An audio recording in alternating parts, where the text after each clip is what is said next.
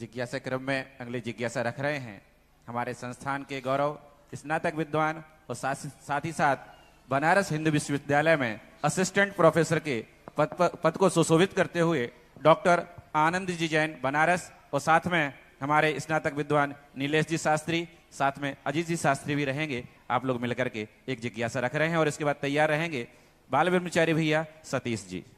गुरुदेव के चरणों में शत शत नमोस्तु। गुरुवर, अभी चूंकि आप पिछला प्रश्न भविष्यवाणी के संदर्भ में ही कर रहे थे और उसी से संबंधित मेरा यह प्रश्न है। अभी विगत कुछ दिनों में समाधि से पूर्व आचार्य श्री की एक ऐसी बात सुनने में आई कि उन्होंने कहा था कि 2024 या आगामी कुछ समय हमारे लिए चिंताजनक है। तो इसी क्रम में मेरी चर्चा काशी के भी शीर्षस्थ मूर्धन्य विद्वानों से हो रही थी पूज्य श्री, तो उनको भी कुछ ऐसे ही जो उनके गुरुजन हैं, जो उनके मार्ग निर्देशक हैं, उन्होंने कहा कि विगत 2 वर्षों में हम लोग विदेश यात्रा न करें और उसके बाद कुछ जो समय हमारा होगा आगे आने वाला लगभग 150-200 वर्षों का, वो बहुत ही सही होगा, उचित होगा।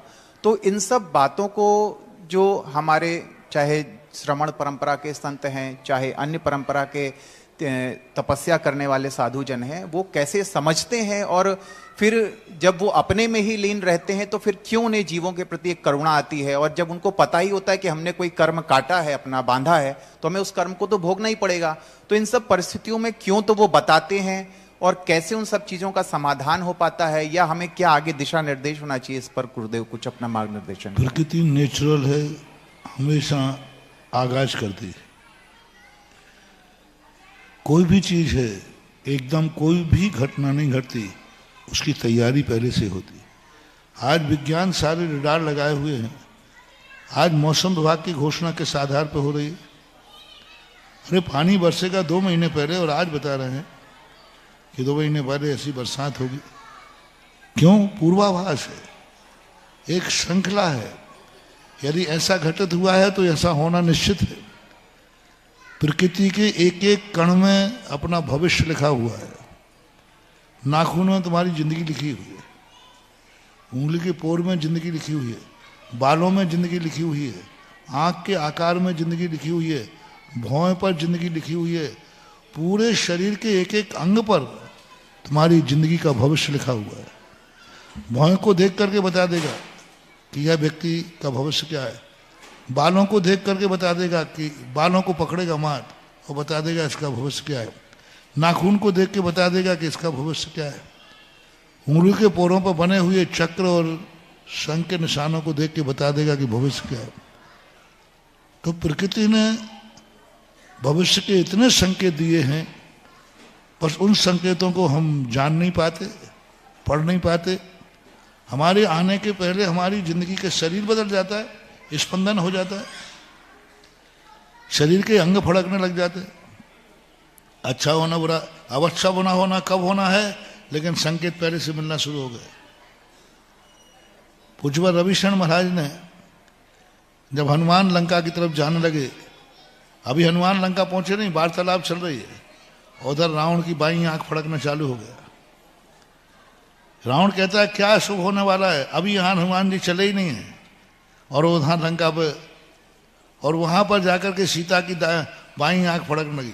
रावण की बाईं आंख और सीता की बाईं आंख, दोनों की बाईं आंख फड़क रही है। सीता सोचती है कि मेरी बाईं आंख फड़ रही, कोई शुभ संदेश आने वाला है, और रावण कहता मेरी बाईं आंख फड़ रही, कुछ अशुभ होने वाला है। क्योंकि पुरुष की बाईं आंख बुरी है, स्त्री की बाईं आंख अच्छी होती। फड़कना जानते हैं, कभी कभी जंपिंग होती है। अब बताओ, उस जंपिंग में महीनों पहले की कहानी पहले से बिफोर टाइम संकेत दे रही। वो आंख, भुजा, होंठ, गाल, पूरे 24-26 स्थान है। पेट का फड़कन होना, नाभि का फड़कन होना, पृष्ठभाग का फड़कन होना, पैर का होना, गर्दन का होना, कान का होना, ये सब लिखे हुए हैं पूरे। ललाट का होना, ये संकेत बताते हैं कि ये संकेत है कि इतने दिन बाद तुम्हारे साथ ये होने वाला है। तो ये भविष्य की जानकारी के लिए तो हमारे पग पग पर है। हवाओं में लिखा है कि भविष्य कौन सी हवा चल रही है, हवाओं में, दिशाओं में लिखा है, आकाश के अंदर ताराओं में लिखा है। दिशाएं देख करके व्यक्ति बता देता है कि भविष्य साल कैसा निकलने वाला है। भविष्य बताने वाला इतना बता देगा, एक टीटई हो गई, टीटई होती है, टीटी पक्षी होता है, उसने अंडे नदी के किनारे रेत में दिए हैं कि पेड़ पर दिए हैं? अब बताओ टीटई को कैसे मारो? यदि उसने अपने अंडे पेड़ पर दिए हैं तो जानने वाले कहेंगे इस बार इतनी बरसात होगी कि नदियों में बाढ़ आएगा, इसलिए टीटई ने कब महीनों पहले अपने अंडे पेड़ के ऊपर दे दिए। और जैसे जाकर के नदी की रेत में अंडे दिए हैं तो जानने वाला बता देगा इस बार अकाल पड़ना है, टीटई ने अंडे रेत में दिए हैं। अब बताओ टीटई कौन सी ज्योतिषाचार्य है? उसको कैसे आगाज हुआ कि यहां पर होने वाला है, बरसात नहीं गिरेगी इससे इस बार, इसलिए वो रेत में अंडे दे देती है। और इस साल बरसात गिरेगी, वृक्ष पर जाके अंडे देगी। एक पक्षी है, उसको मालूम है। भुज में जब से भूकंप आया, एक भी कुत्ता बिल्ली नहीं मरा।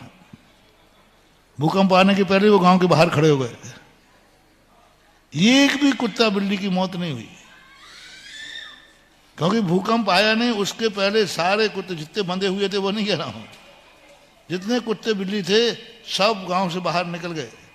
अब उनके पैरों में इतना ताकत है कि भूकंप आने के पहले ही उनको एहसास हो गया कि कुत्ते के बोलने में एहसास हो जाता है, कहता है कुत्ता बोल रहा है, रोना आदि होता ना, बिल्ली का रोना, कुत्ते का रोना, इससे संकेत मिल जाता है। निमित्त ज्ञानी जान लेता है कि कुत्ता रो रहा है, इसका अर्थ है कि कुछ होने वाला है। यहां तक कि तुमने नया कपड़ा पहना है और कितने जल्दी फटा, किस आकार में फटा, गिलहरी के आकार में कि त्रिकोण के आकार में, वो भविष्य, वो कुर्ता बता रहा है आपका, वो शर्ट का फटना बता रहा है कि तुम्हारा अब आगे क्या होने वाला है। अब बताओ कपड़े के फटने में भी तुम्हारा भविष्य छुपा है। जब कपड़ा भविष्य जान सकता है तो फिर तो हमारे महाराज तो उससे बहुत आगे के थे ना। गुरुदेव, इसी कथन